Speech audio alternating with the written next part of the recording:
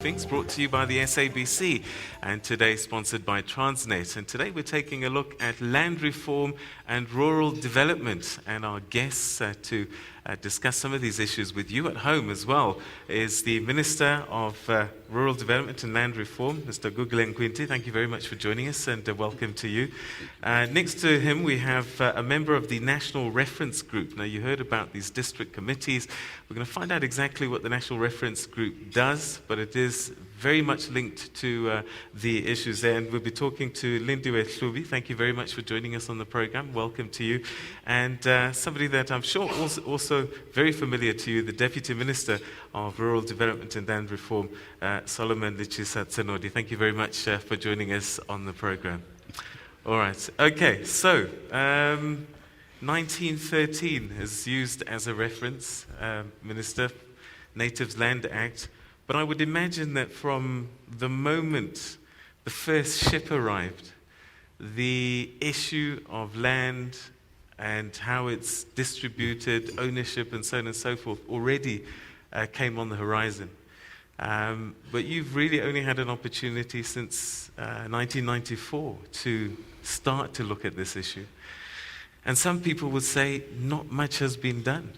What would you say to them? Yeah, that's actually not. It's true and not entirely true. Remember that on the record.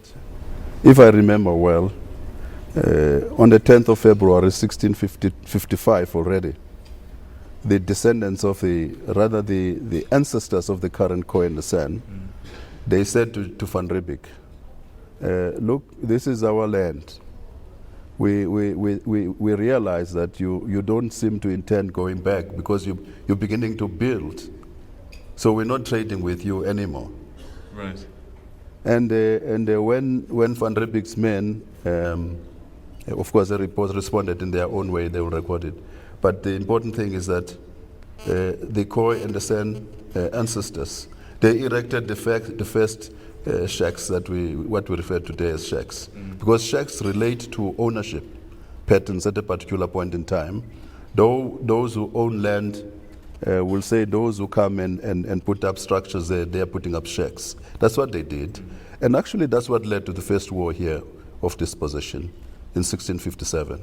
That's exactly the point. That's why we have proposed to Cabinet right now that given the fact that to just open willy-nilly 1913 as a cut-off date, that Cabinet should rather consider exceptions to that law. Exceptions because the Khoi and the San descendants were dispossessed long before 1913.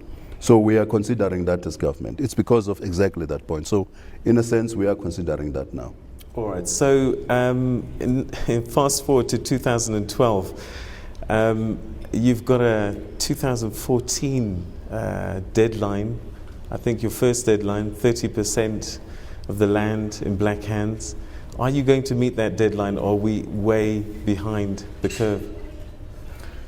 Well, I don't know. Maybe we could. Actually, we could meet it. Some people argue today that we've actually gone beyond that. I'm not convinced. I want evidence of that.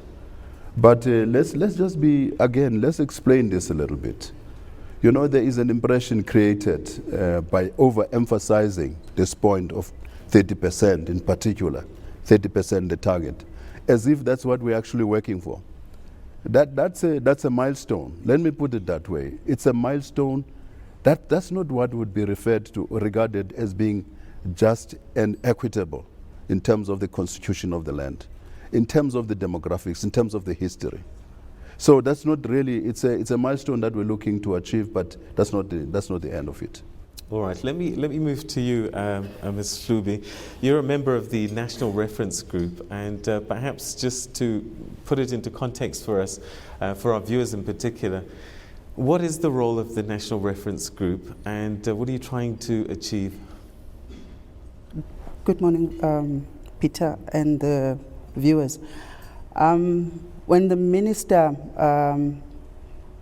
started the reference group, the intention in short term was to his ministry to have a direct consultation or a direct line to communicate with the farmers on the ground, people that are especially occupying those farms that we refer to as state land, to create that communication line, so that when there are issues with that the people are experiencing, they have a direct line of communicating direct with him, and he has the first-hand communication by the people that are directly involved to be able to try and cut short the red tape, so to speak, and the way that communication has been happening from the farmers to the ministry, which takes quite a long time in order for those issues to be addressed, or for the minister to know what the situations are on the ground. And from the conversations that you've had so far, what are the issues that are coming from the ground? The most important ones. The issues right now, the biggest issue is the lack of communication with the local offices, with the direct to the farmers. What's frustrating the farmers right now is that there's no communication in terms of what has been said is going to happen and with what is happening, and if there are delays, what is the reason for the delays? You know, that shouldn't be happening, because NAREC is there. The department should be communicating with NAREC members to say, when you get inquiries, when you get frustrated people coming to you to say what is happening, here is actually what is happening. There's a delay either because of resources or because of anything that could be giving that situation. Okay. Deputy Minister, we've heard this interesting statistic, 35,000 farmers responsible for 90% of the food production. It reminds me of Zimbabwe in a way, where you have a large swathes of land in the hands of a few farmers. And I'm just wondering, you know, we've just had the census now, and I think 80 plus minus % population is black. And you're looking at 30% as a milestone. Do you think that people are going to put up with that? Well, two responses. Firstly, who was counted? Who makes up the 35,000, for example? I would guess is the formal established farming community that was counted in that way. Firstly, I suppose it precludes, for example, beneficiaries of land reform, who many of whom are increasingly making a huge impact, and in that way, it's not a full, complete reflection of what's happening on the ground. Secondly, I think we are responsible for not only providing support to those who are getting back their land, to re-establish their relationship with their land, to ensure it becomes increasingly productive.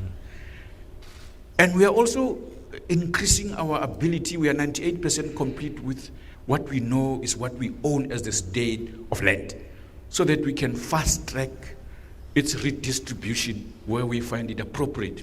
For people who have demonstrated their capacity to work on the land, they are constrained by they are not getting land.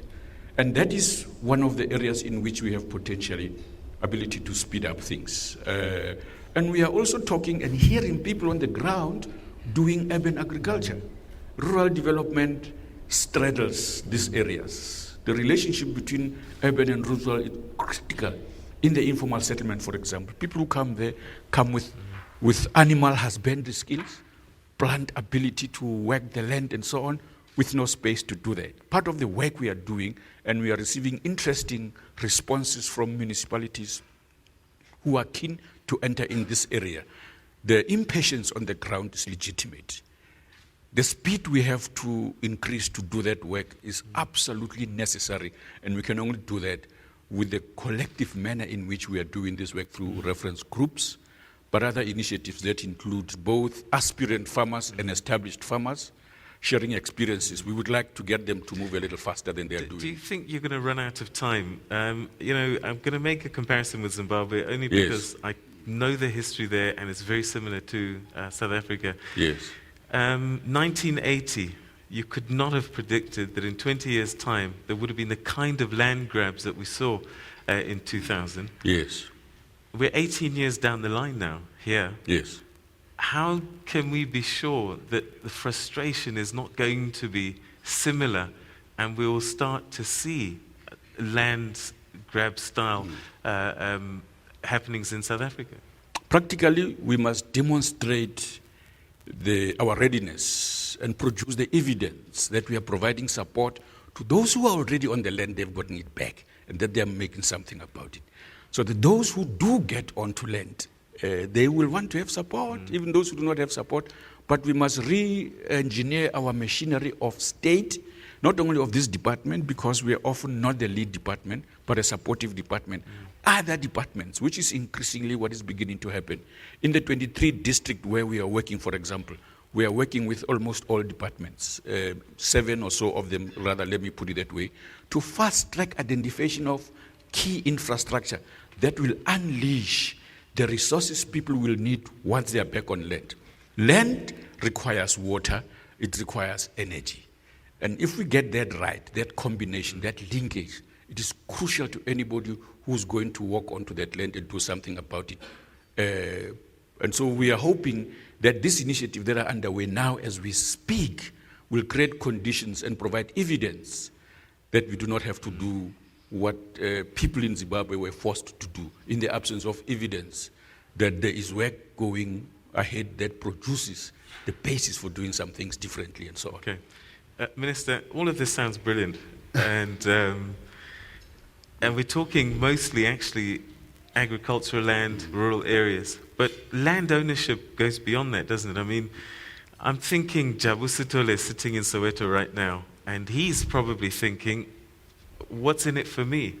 I don't have a land claim in the rural areas, and I certainly don't have enough money to get on the land ownership, buying a house.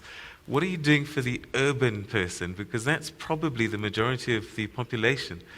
How are they ever going to own land and a house? Well, remember that, thanks, Peter, but remember that urban land is a domain of other departments, public works, local government, and so on. What we're doing, however, we think that we have to come up with a law supported by an institution. We are creating a Velwa General's Office in South Africa. The Velwa General's Office is meant to speed up the acquisition of land by the state, not only now in agricultural land, but also in the urban spaces. Because what we have done, we've looked at the valuation system in South Africa.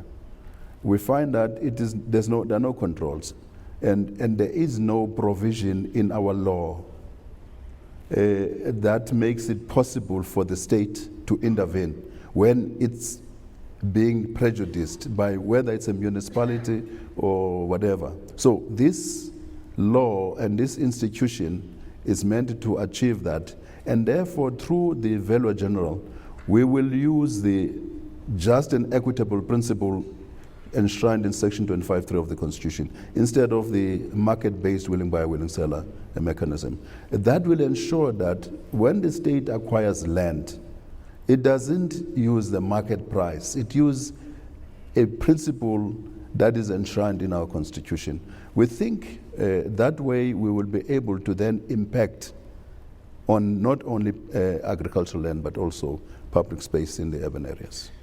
So that if it is in the public interest, Sithole will have a chance. So are we not going to have a rural-urban kind of pressure? Because the battles are slightly different. The sizes of the lands are slightly different. Some huge in the rural areas and tiny in the urban areas. How are you going to balance the aspirations of the average person when he says his rural counterpart has been given larger land than me in the urban areas? We hope that, we would remember we're working very closely with developing this with public works. We've developed ourselves the Office of the Velwa General as an institution. We're busy working on the law. We're working with farmers on that. But we also are encouraging public works and other departments, and also municipalities to to themselves look at their own situation, and so that balance is created, so that we don't find ourselves having to straddle the line. We don't want to.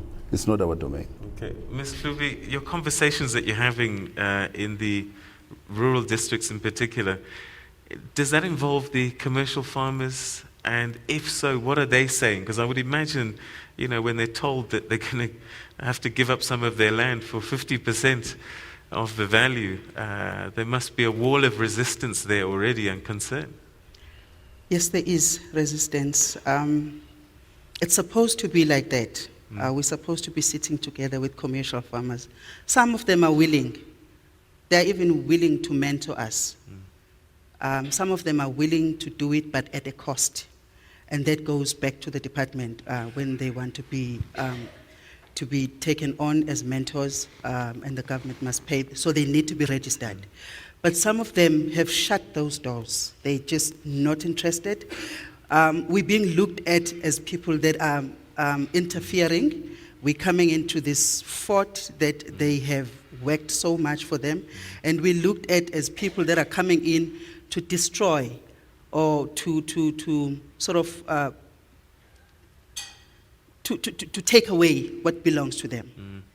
So it is a bit of intransigence, but we do have some of the best farmers in the world here. How do we transfer that skill? You talked about mentorship and support. How do we get these guys to join the party, as it were? I think it goes back to communication.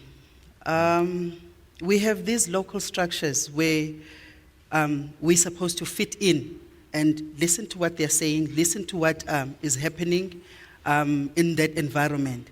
But sometimes you get there as a new entrant in this environment, and you are sitting in the meeting, but they're talking to themselves. They're not talking to you. It's been a problem like that ever since we started. But some of them are realizing the good that we're coming with, and the eagerness that we came with, wanting to do farming. It hasn't been easy. It hasn't been easy because where you find a situation where they are closing, it's very difficult to break those walls. It's even difficult to get into the markets because the markets only realize a commercial farmer first because he's a white commercial farmer. When a black farmer becomes a commercial farmer, first it's difficult to realize that black farmer is a commercial farmer. In order for the community and the environment and the markets to realize that he in fact is a commercial farmer, there are a lot of barriers that one needs to bring down in order for that to happen successfully. And if that can be alleviated, it shouldn't be this difficult, because some of us came in with nothing, but they are somewhere now, and they're able to produce far more than some of the commercial farmers that we found there. So it's happening in a slow pace, but it's happening. Deputy Minister, we're talking about some of these farms that have started the process, that have been empowered, but a number of them have been in distress, and that's come at a cost to government, hasn't it? I mean, I think 1.3 billion for farms, 400 farms in distress. Clearly, we can't carry on like that. There must be another way. Well, you see, Peter, I'm not a businessman. Yeah. What I do know about it, that I read about a lot, is that many businesses collapse for one reason or another. A similar thing happens in land and land-related business. Businesses collapse because of bad practices, but others succeed because they've got good guys who are working on that stuff. There are stories of like we're talking about recapitalization of over 400 this year farms, working with them to put our ducks in the row to get productivity back on that stuff. As we speak now, just 2 weeks ago, people are exporting citrus to China, to Japan.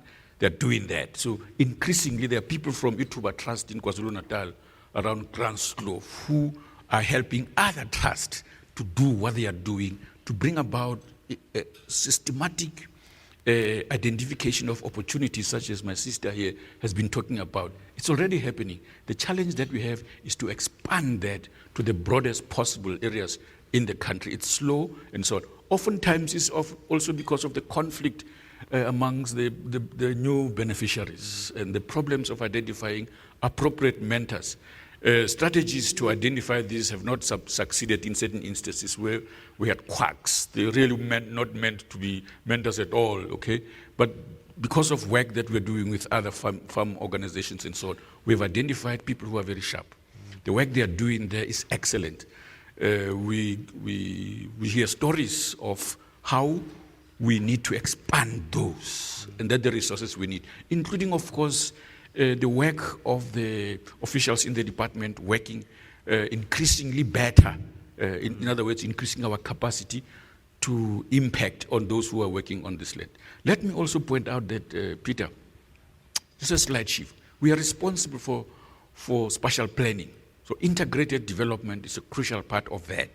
So through the legislative processes in Parliament, we are proposing this spatial planning and land use management. It's crucial to the country as a whole.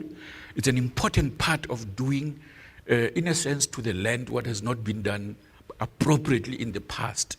So that, like the minister was saying earlier on about environmental protection and regeneration, that legislation must work with other pieces of laws that exist to ensure that what we do to our country nurses and recognizes the importance of harmony with nature, but also given climate change and so on, the impact in how we manage land is crucial, and how it is used is crucial to the success of our national development plan.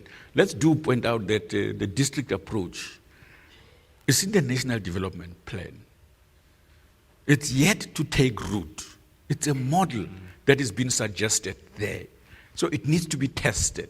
So the challenge that we have is that, of course, any new idea is bound to have resistance. But what we would like to see happening is that let's take the bull by the horns, produce some interesting practices where people are willing, they want to do something about stuff instead of talking about it only, so that we see what it can deliver. We think it has a huge potential, given a chance, so that we fast-track things. Right. Often national players can delay things. Okay. We must acknowledge that. Minister, just following on that, you're on record as saying that a lot of money has been wasted actually in chasing this 2014 target. Can you explain that a little bit more, and what do we need to do differently then? Yeah, we remember this, that when you chase this 30%, you forget about development. And we're paying a price for that.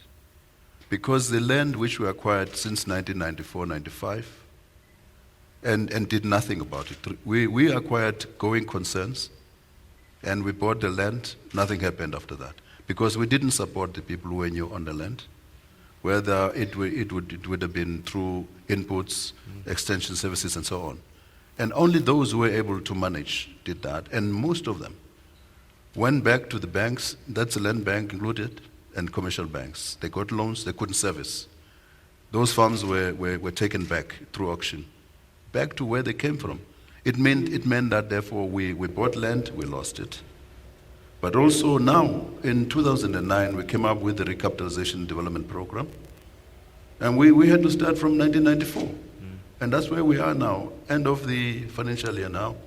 We had done, if I remember well, 565, something like that. Now, this year we budgeted for 416. We're starting from 1994-95.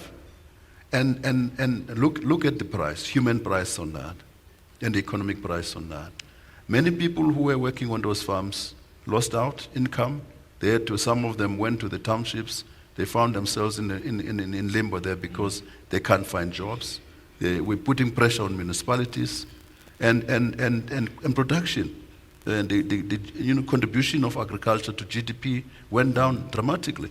All of this have got social and economic implications.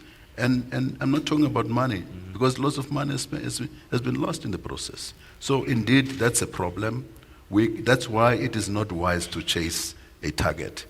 Okay. You've got to look at development. All right, so we're going to open up the conversation to the floor just now, but one area that we haven't spoken about is that of rural development. We've just really been touching on land reform, but I would imagine that rural development is actually just as important, if not more so, because of what we're seeing, the movement. And so I'm just wondering what your thoughts are in terms of, Nkandla has come up, and so some people have said, the area around the president's house is being developed faster than other parts of the country.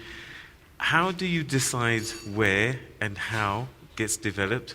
Otherwise, we're going to have the situation where some have and some don't, and perhaps those that have got famous neighbors will have better roads. I don't know. That's true. That's true. It's an important point. You see, the Comprehensive Rural Development Program is meant to address rural development. In other words, particularly social and economic infrastructure there. Now, the identification of sites, we used the 2006 census report. We looked at that and we said, okay, these are areas which across the country are regarded as being quite poor in each of the provinces. In some instances, we ourselves then volunteered going there, discussed with people were happy with that. We're using that. We don't tell people that we saw you in the census report. We just go to them and say, we would like to do work with you. Sometimes they invite us, we go. So all of that happens. Now, there are three main programs there. There is the rural town revitalization. We have come up with this whole idea that if we bring basic human needs, we address basic human needs in those areas, that's a good beginning.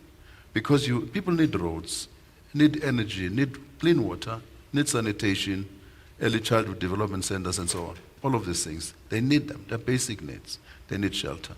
Now, they need work. They need food. So we do that. Now, the second one is we also are looking into the future as a phase 2, which runs simultaneous in some instances, rural enterprise development there. Ultimately, we're looking at having some agro-industries and credit facilities there. So we started with Mayflower, by the way. We started there. Leadership is very important, Peter. And I can never sufficiently, overemphasize this. Leadership is crucial. If you have leadership in a community, anything is possible. Mayflower, the community engaged a business group, and they all agreed. I went there with the team in the department to confirm and verify that. The community, they said, yes, we want these people. They want to build malls, and we said, fine, we will provide the infrastructure. And suddenly things turn not so easy in there. People have accepted. It's a question of leadership there. If we can get leadership that can move, because you want to see, is this thing going to work or not? Jane First is the same. We went there with the businessmen who wanted to do work. Unfortunately, they couldn't agree with the traditional leadership there. The municipality is ready. They want to go in, move their district offices there. It gives us an opportunity. It's leadership. If leadership at the local level, now you get to Nkandla, there's this Masibambisane Rural Development Initiative. There's leadership there. They say, look, we want to do this thing, but could you assist us with a model of sustainable rural community? We respond. And anywhere, Masia in Limpopo, it's running. You go there now, they're busy building, we developed the model with them. They're busy constructing whatever they want. They said to me, the chief said, we want amphitheater here, we want this and that. They named all these cultural things as a center. We've done that. Muyeshe, nobody talks about. Muyeshe, they talk about water which is not there yet. They talk about things that are not there. They're not talking about the things that were never there that are there. There's a district service district center there. Okay. It's a program of the department. Now, I don't know who's important in Muyashe, but I know the chief is liked. All right. I'm sure that a lot of questions are going to be coming from our viewers and also from the audience. And we're going to take a quick break, and then we'll start to explore some of that. I know District 6